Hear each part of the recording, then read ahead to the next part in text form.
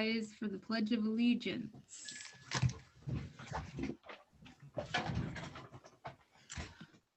I pledge allegiance to the flag of the United States of America, and to to the the republic republic for which it stands, which it stands, one nation. nation under God, indivisible, with liberty and justice for all.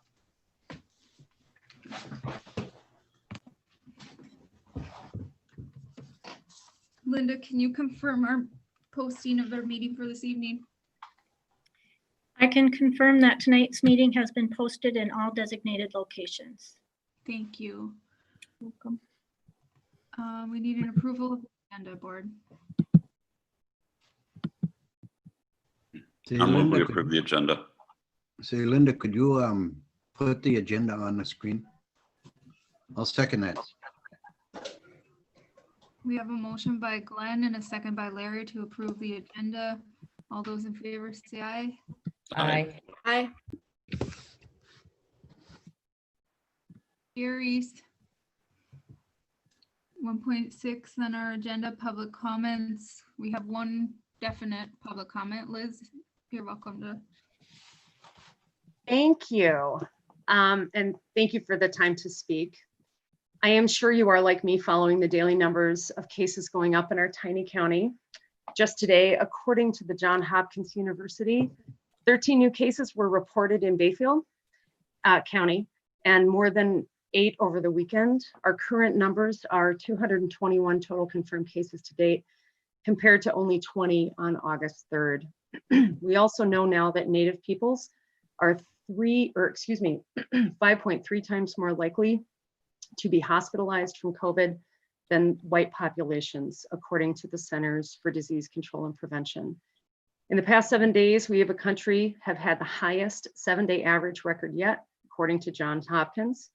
Today, Dr. Gottlieb, the former Food and Drug Commissioner, stated, quote, "I think we are right now at the cusp of what's going to be an exponential spread in parts of the country." He went on to say that, and this is a quote, "We have one more cycle to get through this. I know people are exhausted. It's been very hard on families and individuals, on businesses especially, but we really have 2 or 3 months of the acute phase of this pandemic to get through." We are also seeing warnings from other epidemiologists, including expert Dr. Osterholm out of the University of Minnesota Center for Disease Research and Policy, that there will be a spike in numbers in November and December. I know firsthand that online instruction isn't easy for teachers or students or parents. Trust me, I really miss being in front of kids. However, I know that we are also getting better at online instruction, and so are the kids. Students and teachers are getting more used to schedules, communications, computer programs, and working from home. Now is not the time to be opening Bayfield up to in-person instruction. If we throw caution to the wind and go back too early to in-person instruction, and then have what could have been a preventable outbreak, then all of our hard work and sacrifice at this point would have been for nothing. Thank you. Thank you, Liz. Thank you, Liz. Thank you. Are there any other public comments?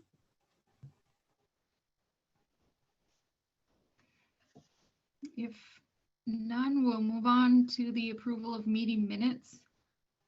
We have August 3rd special school board meeting and September 21st board meeting. And Motion to approve both meetings. Second. we have a motion by Debbie and a second by Cindy. All those in favor say aye. Aye. Aye. Aye. Aye. Motion carries. Are there 2.1, are there any future agenda items, board?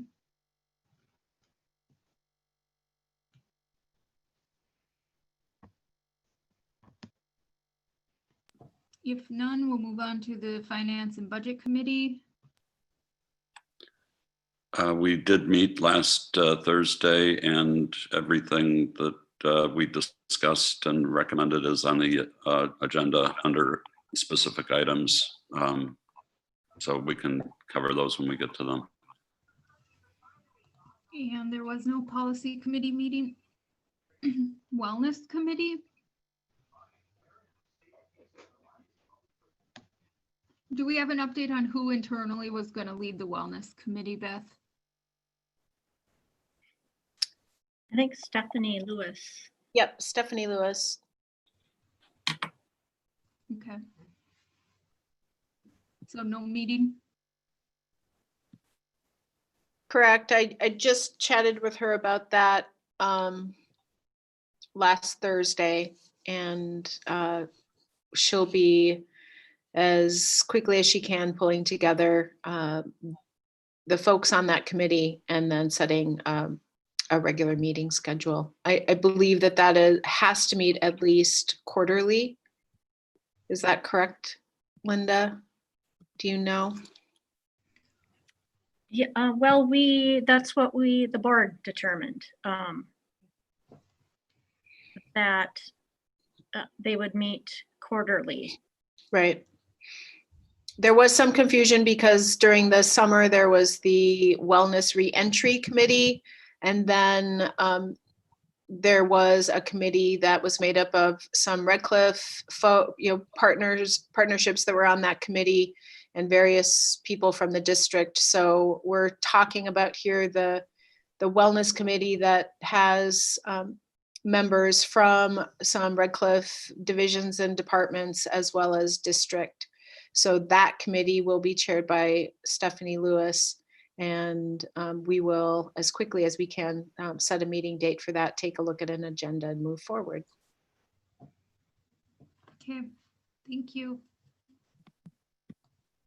3.1 through 3.6, we have administrative reports. Motion to approve. Second. We have a motion by Cindy and a second by Debbie to approve the reports. Is there any discussion? All those in favor say aye. Aye. Aye. Right. Gary, you there still? Aye. Okay. Moving on to the approval of our vouchers. I'll make a motion that we approve the vouchers in the amount of $814,432.78. I'll second it. We have a motion by Glenn and a second by Larry to approve the vouchers. Could we have a roll call, please, Linda? Nicole Boyd, Yes. Debbie Knopf, Yes. Cindy Garrity, Yes. Glenn Carlson, Yes. Larry Derrigan, Yes. Esme Martinson. Esme, Yes. thank you. Magdalene Dale, Yes.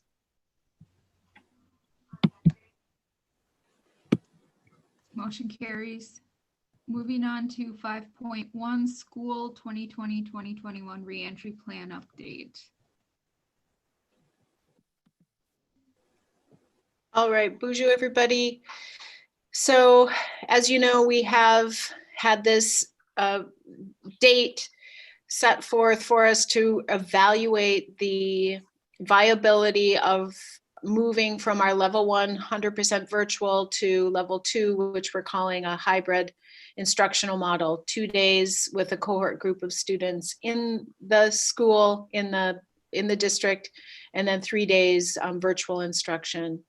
So we are at week 9 of, I had to think about that for just a moment, week 9 of the school year, and are really needing to start to make some decisions about in what direction do we need to move, what is the safest way to move, and just what are some obstacles that we have. So of course, we have the reality of COVID and the reality of cases in our community, and you're going to hear from, in just a moment, our COVID coordinator, Nick Sawyer, give some updates in that regard. So there's that challenge, just how do we navigate that on a daily basis, but then projecting ahead, because If you're like Liz commented, and like all of us, we watch the numbers. We watch them locally, we watch them regionally. We're looking at state numbers, and we're really seeing that Wisconsin is one of those states that has a significant rise in COVID positive numbers. The other variable that is a reality just for our district is the fact that lightning struck our building twice in the summer and caused a whole bunch of structural damage to not only our fire alarm system, but the elevator and the HVAC, the HVAC heating and cooling system. The one piece that is continuing to be a huge thorn in our side at the district is the fact that the HVAC system is still not operational to a place that Joel Shulman, and I know he's going to talk here in a moment, because I'm not going to claim to be able to really speak knowledgeably about how an HVAC unit works and all of the ins and outs of that. The short of it is, because that system is not yet in a state of beginning to be repaired, that his best estimation is that if repairs start on or around November 2nd or November 9th, that it's going to take at least 2 weeks to complete that repair, so that our heating and cooling, air transfer system is working properly and is at a level to accommodate half of our students and our staff. So with that in mind, the recommendation is that we continue virtual. So we are virtual through the end of the first quarter, that we continue virtual beginning the second quarter, which is Monday, November 9th. And we take it on a week-by-week basis in order to chart the repair of the HVAC, as well as close monitoring of COVID-19 cases in our district service areas. This is not easy, it's complicated, and this recommendation keeps the safety of our students and families and staff at the forefront. I wish that I had different news, but, and I know Joel will share more details on that repair to you, the board. We're hoping that by November 30th, that we would be able to transition to level 2, or December 7th. Those are 2 Mondays that we have our eyes on, and we'll be again monitoring those 2 aspects that I shared with you closely. So that is our recommendation from the district. What I'd like now, before we start to take questions, is to have a few folks share their specific information. And Nick, if you could just give us some COVID updates, please. Certainly. And thank you for that COVID update earlier. I'll just keep it short. Wisconsin's in the top 4 states for COVID outbreaks right now. We're seeing an average of 3,600 cases a day coming out of the state. In the county, we're seeing an average of about 10 cases a day, putting up 52 cases over the last week for Bayfield County. And Ashland County just hit 218 cases. So they saw an uptick of almost 70 cases over the last week. Red Cliff today posted 2 new cases, and that they're monitoring 18 people, and those are active cases and close contacts. So we are not exempt from the outbreak. We are, in my estimation, neck deep in it for the size of our community. And what we do and decide here will have huge impacts on the health of our community in the long run. So those are the numbers, and I'm happy to field any questions about those. I'd also like to say that we've gone through great lengths with the staff, and the staff has done a lot of great things with the school district. to sit through the training and become trained and understand how to operate safely within the school.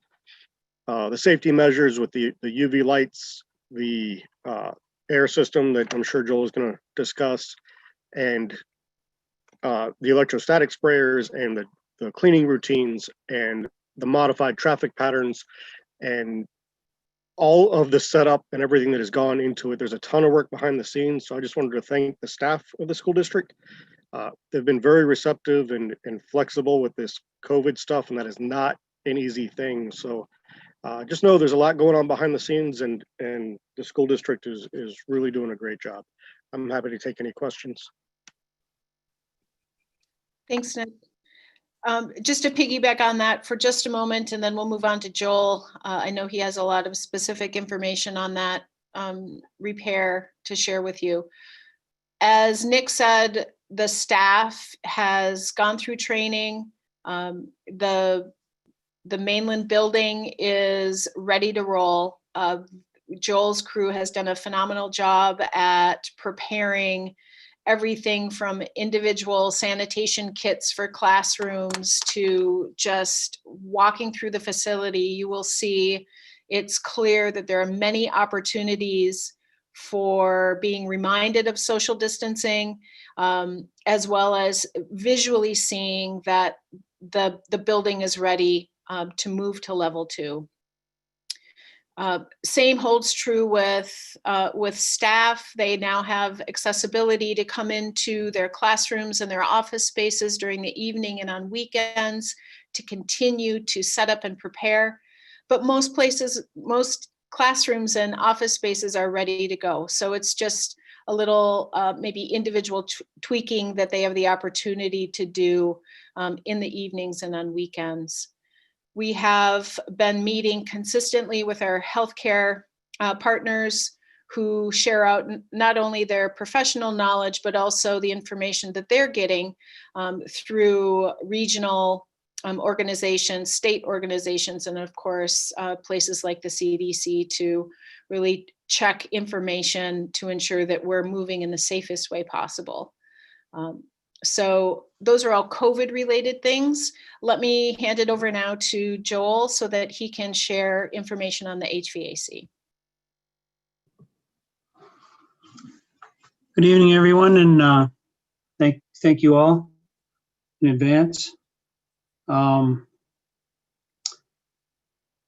This is my 6th week, and things I am really enjoying the position thus far. Great staff for those I've met.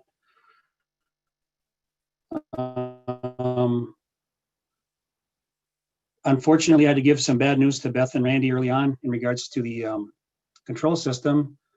As it stands, about 1/3 of one trunk was compromised by lightning. You're looking at 30-year-old technology in that trunk. So upgrading it with what was there is basically impossible because it's not supported anymore, that technology.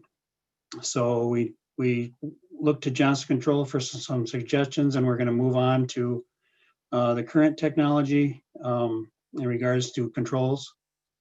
The unfortunate side effect there is that it's not readily available because of all the remodeling and things that are going on, hurricanes, fires and whatnot. That type of stuff is just off the shelves as soon as they get it manufactured.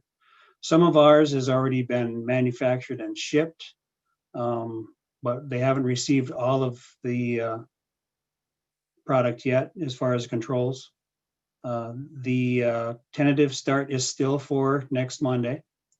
I haven't heard anything contrary to that. And as a matter of fact, this afternoon I got that saying, yes, that's still our target to start that project on the 2nd with a 2, possibly 3-week completion. Be done before Thanksgiving is what the target is. So that would put us on track for a November 30 start for school. In regards to the Atmos system, some of those products have already arrived in the building. And that is projected start for November 9th, and that is a 2-week turnaround as well. So that work will be going on simultaneously with the control work, have all that completed before Thanksgiving as well.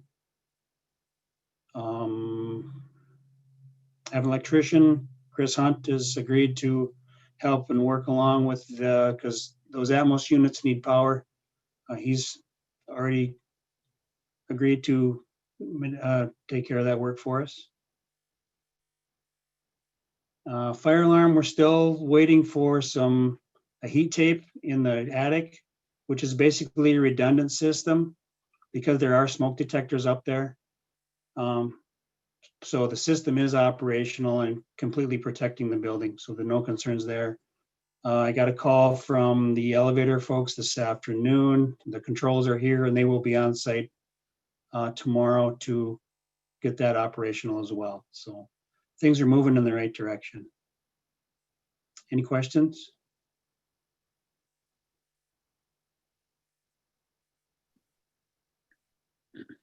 Thank you, Joel. I have a Thank you. couple of questions. One of my, well, you probably won't thank me when I'm done.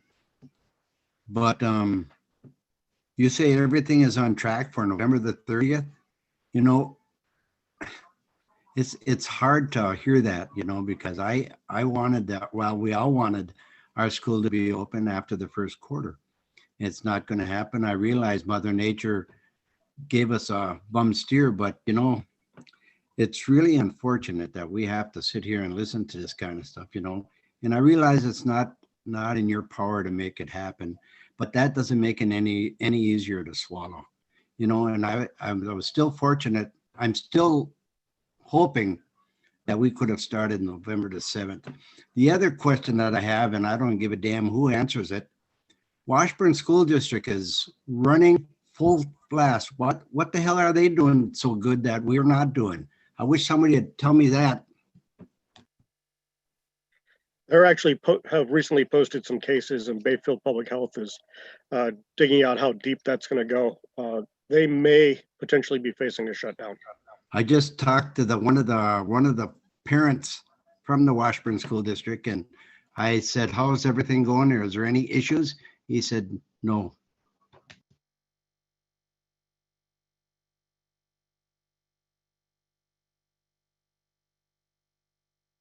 And I realized I didn't have any questions, but I just had to let you know my frustrations.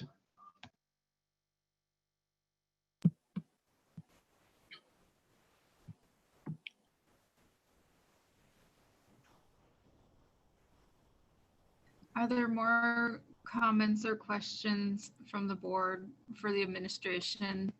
We did hear Beth's recommendation this evening that after the November 9th scheduled reentry that we revisit it weekly. But it doesn't sound like it would be any sooner than November 30th that the building would be ready.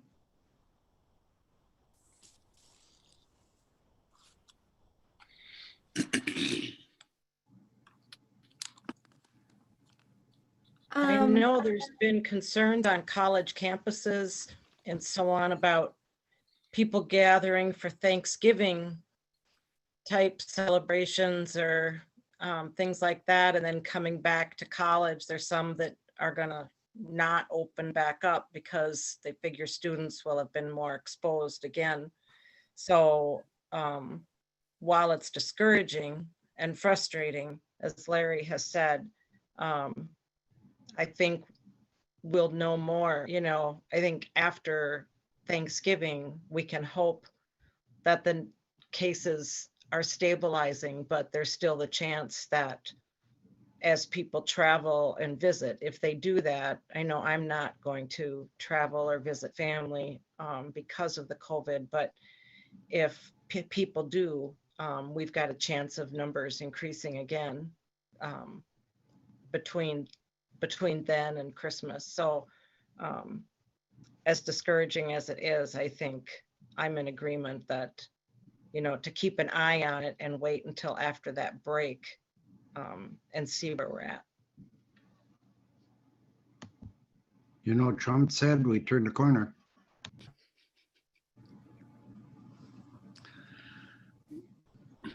Now's no time for jokes, Larry. Yeah, you're right.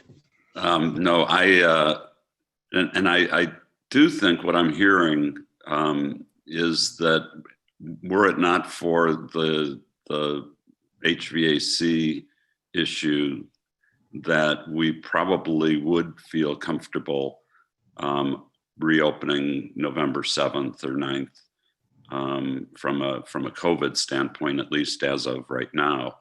Is that fair?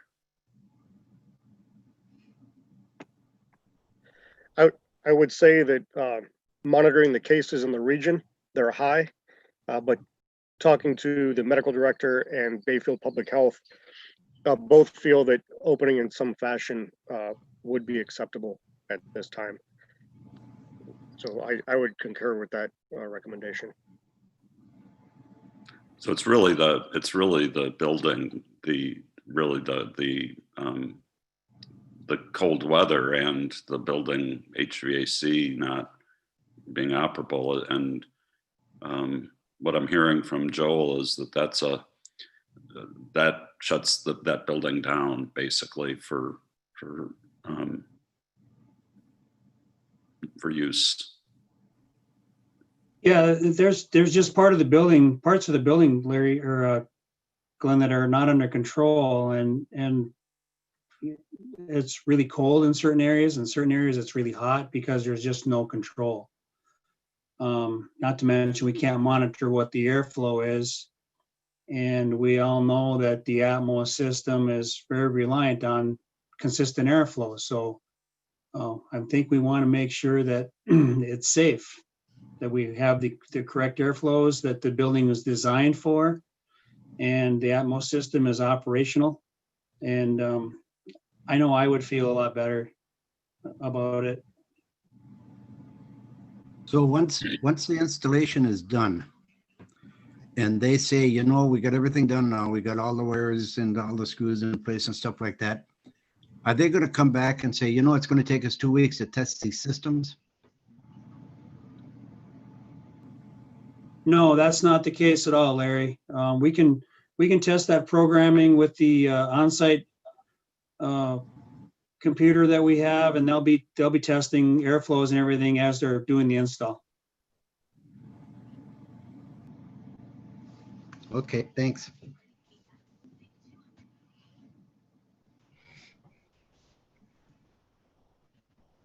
I have Well, oh, go ahead. sorry. So I just have a question about re-entry and families and students who want to remain virtual at that transition time. I know that there are several families that would like to do that who have not felt that EduSeer is a good fit for their family.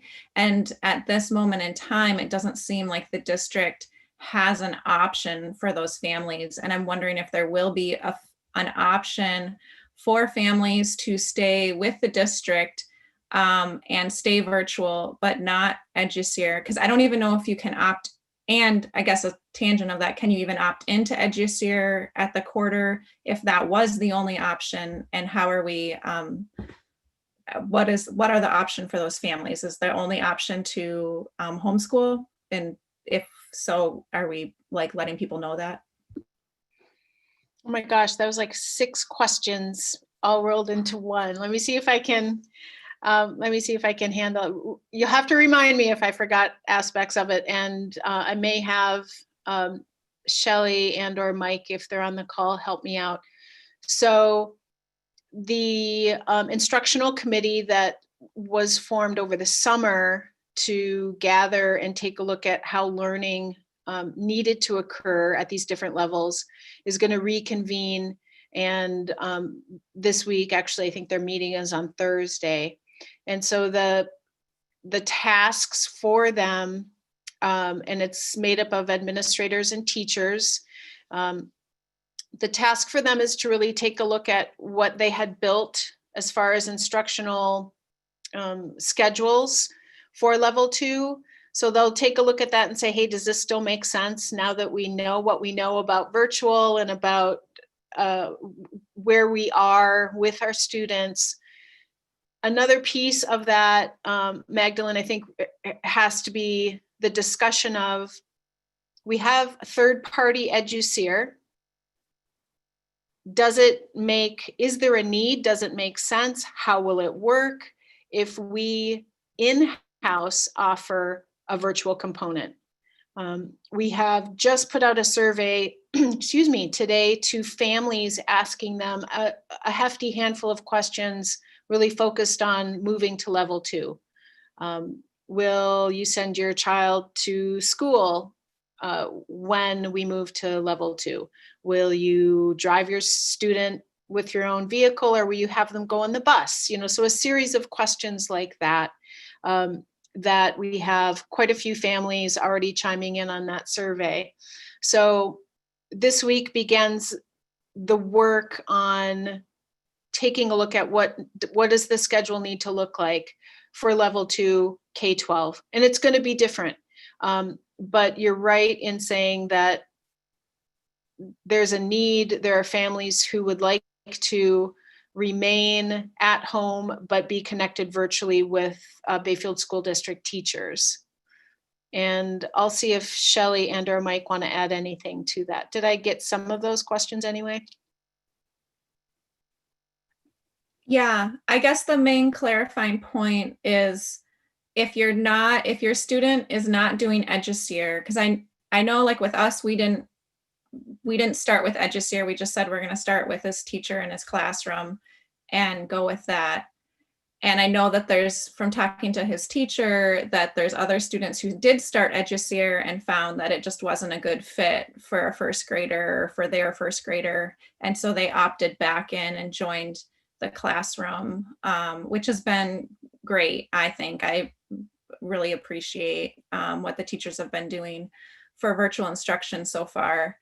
And so then the question is, at reentry, one, can students, if they're remaining virtual and the only option is EduSeer, can you still join EduSeer on November 30th or December 7th?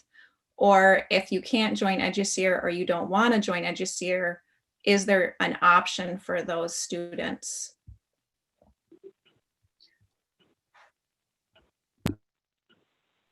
I believe that the EduSeer decision point is at semester. So the end of the semester is January 22. New semester starts on, I think, on the 25th, something like that, that following Monday. And I think that is the switchover point. But I don't know about switching at the quarter. And I can certainly find that out. I don't know, Shelley, if you're on and you have some information on that, please chime in. Beth, this is Shelley. And as far, Janine and Dan would have more information because they were the ones who were working directly with Alex at EduSeer. But I had thought families would be allowed to join EduSeer if they do not want to come back virtually. The answer to that other question, Magdalene, I think we have to wait until the instructional committee reconvenes to make sure we're meeting all of the students' needs and doing it in a good way. I know at the beginning of the school year, we said if you chose EduSeer, you're making that commitment for the semester. And after the first week or two, we had families calling and saying, it's not working for us. And we understood we could not force them to stay in that for that semester, or that child would not be learning. So we're working day by day still with this pandemic to meet all of the needs. And that survey will help us. For example, if I'm just going to say out of the blue, I haven't even looked at the results, but if we have a fifth grade that has 80% of them saying, no, I will not send my child back into the building either way, we still have to teach them somehow. And that might be that one teacher stays teaching virtually and another teacher is exclusively only that 2-day hybrid. And those are questions that we have to now make with the level 2 committee. Awesome, Shelley. That really gets to the heart of what I was asking. And I guess I wasn't asking for like an exact answer tonight. I just wanted to make sure that this was like at the front of what the instruction committee will be, not at the front, but included in what they're looking at. So I'd like to just address the whole board on the idea that, these plans were made in the summer with the best information that the teachers and the administration had. And obviously those things change, and every plan has to change as well. And that's the idea of bringing this committee back and saying, okay, where are we at now? My thoughts on COVID-19 have changed since last March. I mean, it has been ever evolving. As I learn more, I know more, and as I know more, I make different decisions. So I do want to say that is my intent, is to be part of that committee and to say, how can we serve the families of Bayfield and the students who rely on us for an education? How do we do that in the best way and in a safe way? Because I can tell you that there's not one plan that fits everybody. And you guys, if you're parents, you know that, and you know that probably even your own kids, one plan it might fit one kid, but not your other kid. And so I would like to have plans in place from the staff of Bayfield that honors all of those commitments to our families and our kids, and is in a way that teachers can actually maintain and manage it. Because we could say, you know what, you're going to do this, this, and this, and this, and nobody could do that in a day. But if we do it right, we can come up with a plan and try to meet everybody's needs. Mike, I think we lost you. I can't hardly hear you at all. Yeah, we can't hear you, Mike. If we do hear you, you sound like a robot. Mike, I do want to say though, I could pick up a lot of what you were saying, and I appreciate everything that you're saying. And I would also, and I think it's something that needs to be said to the wider community. I think that this is something that has not been well communicated to the whole district. I think it's been communicated in individual conversations here and there, but not as like an overall message. It is a point of confusion. And if you could take what you were saying, and Shelley too, and if you guys could make a video or a letter and like get that out to families, I think it would be really, really, really appreciated. And it would calm some anxiety that I am picking up, or that it's being, emailed to me or voiced to me. So, or that I'm sorry about the communication breakdown. But obviously I've been having trouble internet like other people do. And that's one of the problems with virtual learning, is we all have different setups and different systems. I don't know, can you hear me now clear, or I turned my video off? No. Oh, you're Sorry, still. Stop talking. But I agree with what Magdalene is saying, and Mike, I think I picked up on most of what you were saying, and I think that there's some severe anxiety, not just with parents, but with students. I'm getting more feedback from parents of older students in high school or middle school, and their social networking is really important. And we might laugh at that as adults, but it's kind of their lifeline, and that's been cut. So I think that taking it week by week and doing what's safe is obviously the most important thing. We have a really delicate community, and I think we talked about the fact that there are little kids living in houses with multi-generational families, so risk of infection and all that is pretty high. But I think that we have a responsibility to take care of the students, and part of that is their mental health and their well-being too. And I think that that's a challenge right now for everybody, just generally in 2020. But I'm hearing a lot of feedback from parents who are just not understanding why it is that we don't have the school open, the HVAC system or whatever it is. I don't know if it's just not being communicated or if they don't know, but then the rumor mill gets a hold of it, or Facebook feed. So if there's some way we can communicate with parents a little bit better, that might help. But also I think we need to give these kids something to look forward to if possible. Some sort of, I know we can't guarantee anything, but saying something like, as soon as possible, we can do, 1 day a week, or if it's 4 days a week. There's been just a lot of talk about, when, if ever, will we open? And I don't know if there's just some way to calm the anxiety or communicate better with the students. I guess that would be what I'm getting from parents and what I want to convey. Well, I would like to just chime in a little bit on both you, Esme and Magdalene, about what you were saying about getting it out to the community. Beth, when you made that announcement on a Facebook page or whatever it was, that was awesome. And if we, after whatever we decide tonight, maybe come up with another one of those just to get it out there into the community one way or another, I think that'd be a great idea. Will do.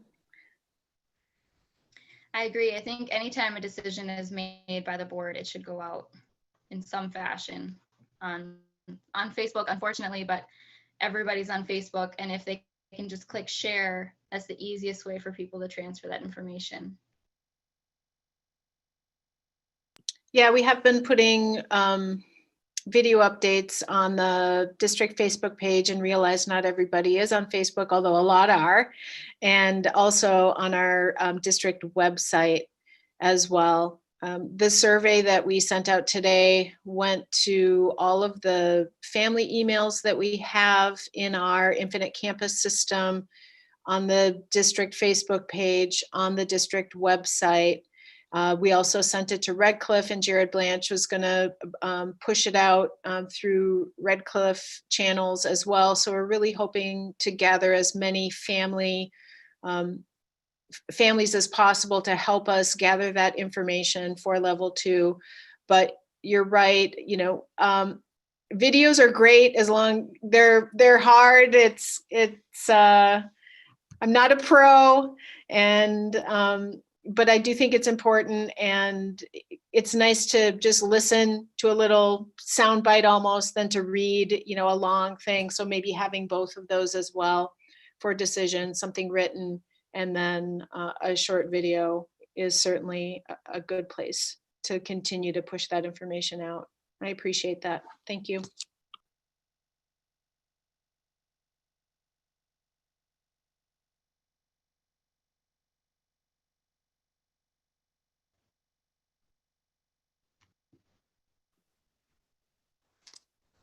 Is the Any other board feeling comments? comfortable making action tonight?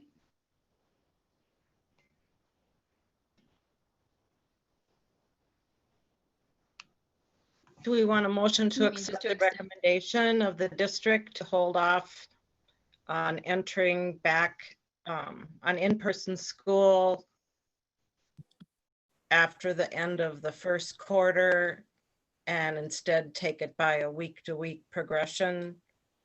Or do you want to make it until after the break on November 30th? What do you think would be best? I think that the break just aligns with the projected timeline of the installations. And so we talked about this earlier, you know, the more notice that this teaching staff have, the better for everyone. I think I mean, it's easier to communicate to families, you know, when somebody's asking you to just say, like, we're hoping after Thanksgiving break, we can go to phase 2 and we'll know more at that time. Is much easier to communicate than like trying to think of dates and where does that fall, Right. you know? Right. And I'll again state that if it was me, I'd probably say I'd wait another week, just because I think we may see more activity right after that break in terms of COVID, but that will be in Nick's corner and the county corner to determine if there's higher risk after more people have had gatherings. So, but I would make the motion to follow the recommendation of the district to hold off on in-person students learning at school until November 30th, when at such time the COVID numbers will be reassessed and a determination will be made. Debbie, you're talking about the Bayfield School, Yes. not the Island School. No, the Island School has already started, so I'm talking about the Bayfield School.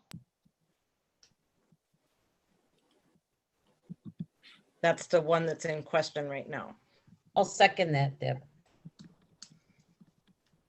Motion by Debbie and a second by Cindy to hold off on in-person school through November 30th and then revisit at weekly intervals at that point based on the recommendations. Of COVID. Yep. All those in favor? Aye. Aye.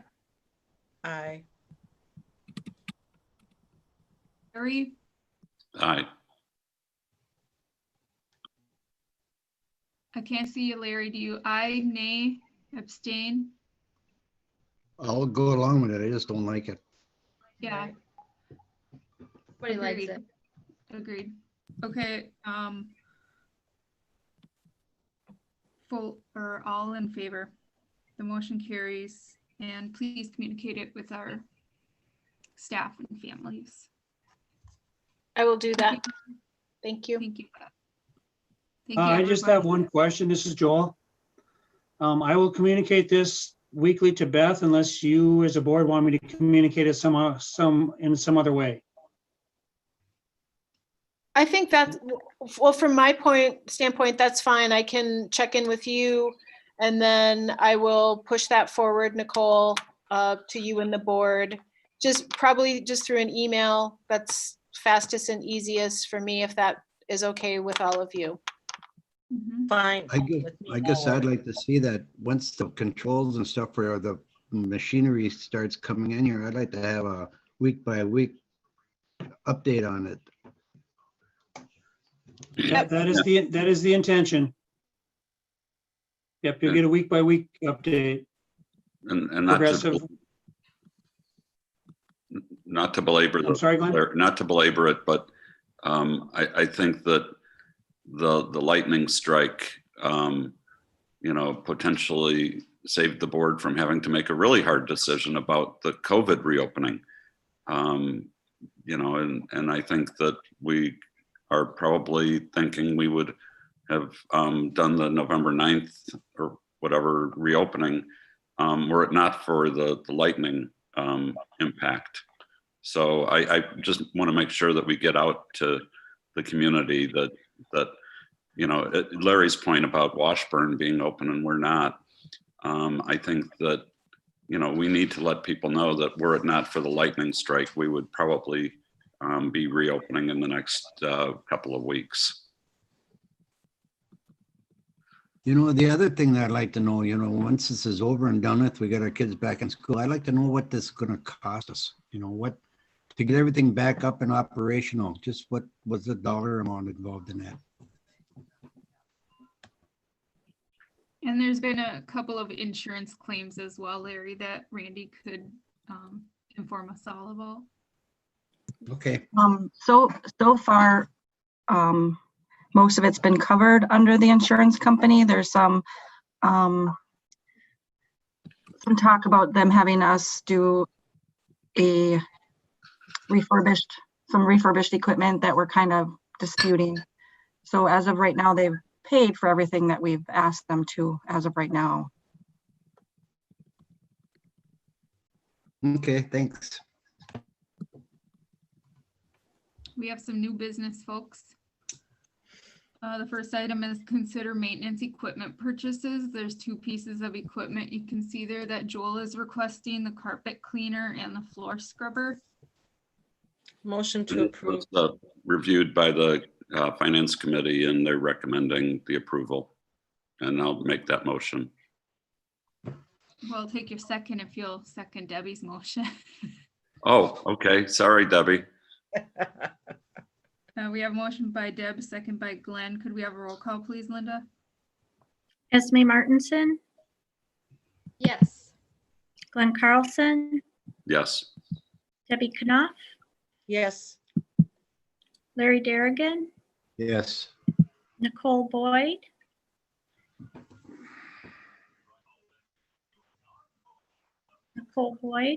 Yes. Cindy Garrity, Yes. Magdalene Dale. Yes. Motion carries.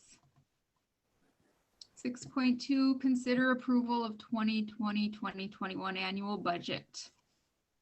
Presented earlier at the annual budget hearing meeting. Are there any questions or further discussion?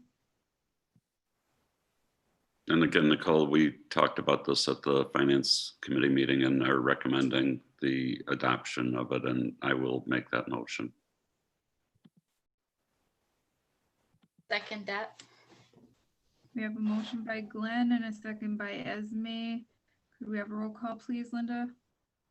Nicole Boyd, Yes. Cindy Garrity, Yes. Esme Martinson, Esme Martinson, Yes. Magdalene Dale, Yes. Larry Darrigan, Yes.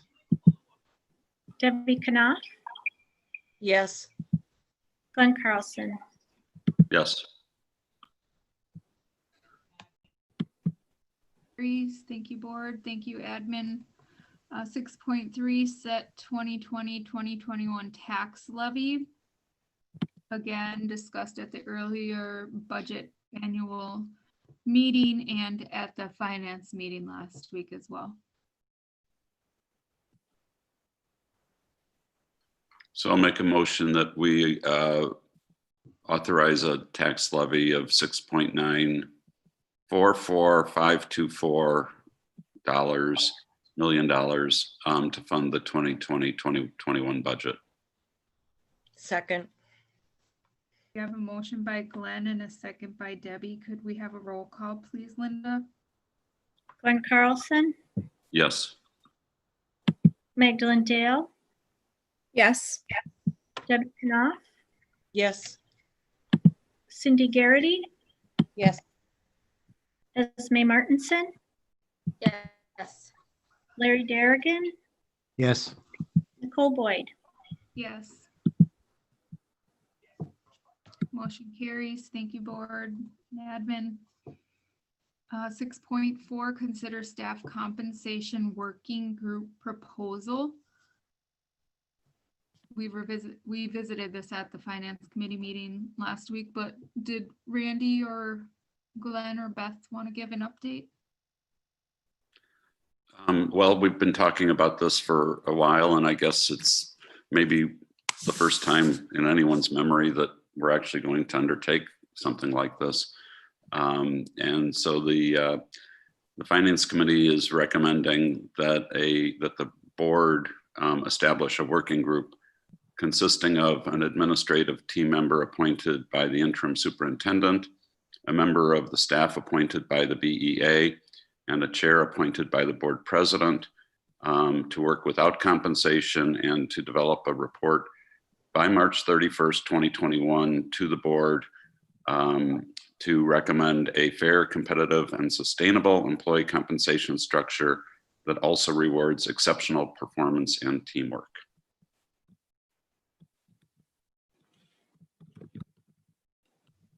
Read through that. That sounds awesome. That sounds really like a good plan. So I make a motion to approve it. I'll second. By Deb and a second by Cindy. All those in favor, say aye. Aye. Aye. Aye. I appoint Glenn. Thank you, Nicole. No time to I was just waste. gonna say, And I'll be in touch with whoever Beth and the BEA designate. Thank you. can I just ask a question? I looked this over, but I'm not sure that I don't even know if this is the right place to talk about this, but the exit interviews, we don't always do them. And I would really like to have them done all of the time. So if this can be a part of this group conversation, that would be great. So Esme, and actually towards the end of that write-up, it talks about sort of the scope of what this committee is going to look at, and also touches on what other things need to be looked at. And in particular, one of the things that was mentioned was an evaluation system, you know, a really robust 360-degree evaluation system. But also, and I think that the board agrees, and that's a separate thing from the compensation. I think the compensation work group may recommend that we devote a certain, you know, amount of money, a certain percentage to rewarding performance based on an evaluation system that another group may come up with. But the idea would not be that this compensation study group is going to come up with the evaluation system. And likewise, I think another really important thing for us to look at is our hiring process. And I would append to that what you just said. Also, our off-ramping people, you know, the exit interviews should be part of that process, not only just hiring, but also, you know, exit interviews. So I think there's work to do on all these things. I think the first thing that we recognize anyhow is the importance of the compensation structure and getting that aligned. I want to say something quick. This is Magdalene. And just, I really appreciate the work that's been done and the focus that you guys have. And when you get to recruitment and hiring, please loop me in. I have ideas and I really want to be a part of that conversation. Yeah. Yeah, and I guess my point, Magdalene, is that won't be this committee, this group. That'll be, I think, for the board to set up and with Beth, you know, no, but I think it's important. I think it's hugely important. I just don't think, you know, I mean, it's some of these things are going to be on parallel paths. And I think the evaluation part definitely could be, and I think the recruitment, retention, and exit, you know, interviews. I mean, this is all part of, you know, just continuous improvement in our human resource development. I agree. I like parallel paths too. I feel like that gets us to the goal quicker. So I'll be in touch with Beth about it, or Beth, note that I want to be looped in on those conversations. Yes, thank you.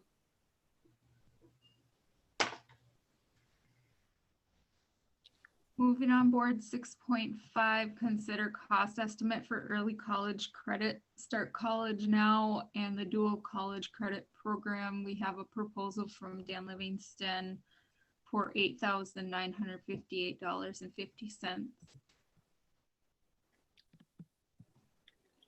I can say one thing, which is the early college credit program applications for LCO College were not submitted by the deadline. And so we need to have some conversations about if students can take classes at LCO College, and the college would like to do that, but we might need to go outside of early college credit program since that deadline was missed.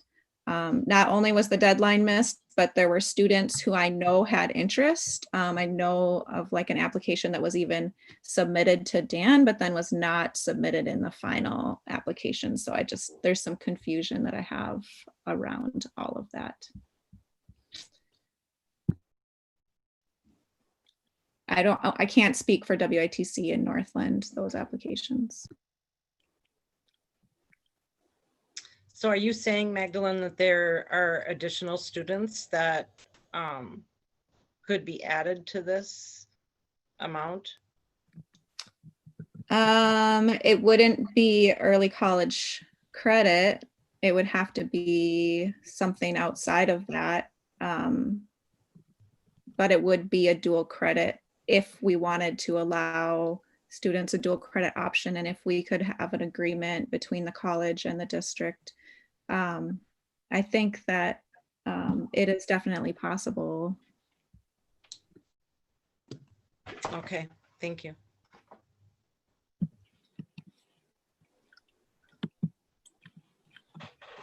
I think that if we're gonna start the conversation, it's gonna need some time.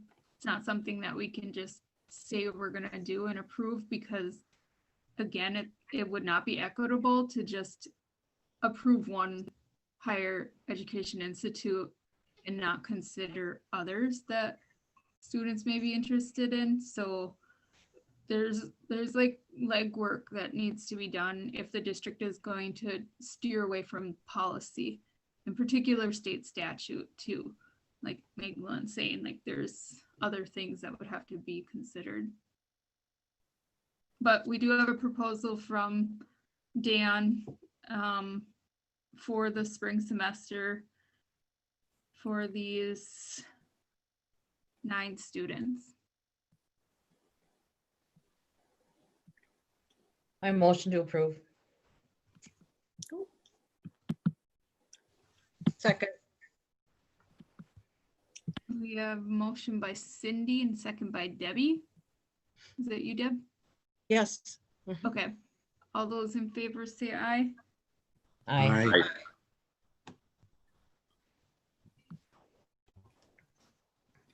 Everyone?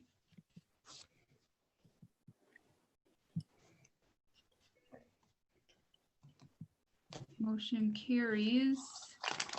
We have consider appointment of deputy election clerk for 2020 spring election. I nominate Linda Weber.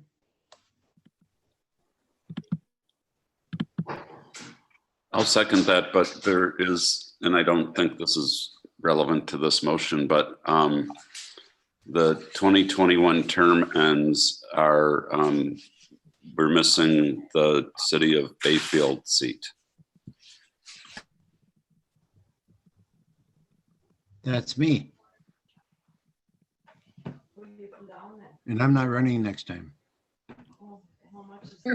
But I think that was Stephanie's, I think that, because I recall Debbie and Stephanie and I got elected at the same time. You got that, Linda? Nope. Could you repeat that?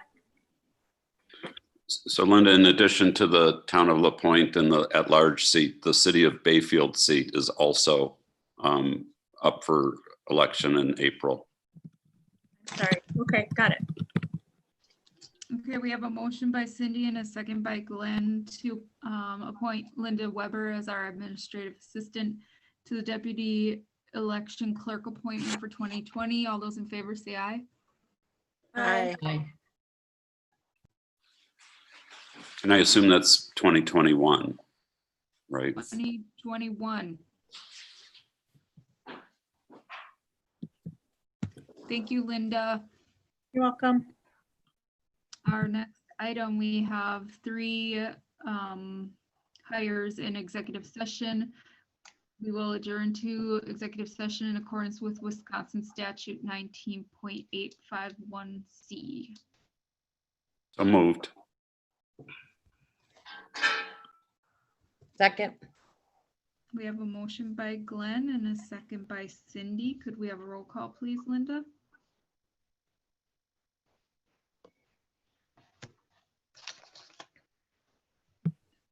Glenn Carlson, Yes. Cindy Garrity, Yes. Debbie Knopf, Yes. Paul Boyd, Yes. Larry Derrigan, Yes. Esme Martinson, Yes. Magdalene Dale. Yes. Carries. Meet you in executive. Linda sent the link. I We will sent the return link. to this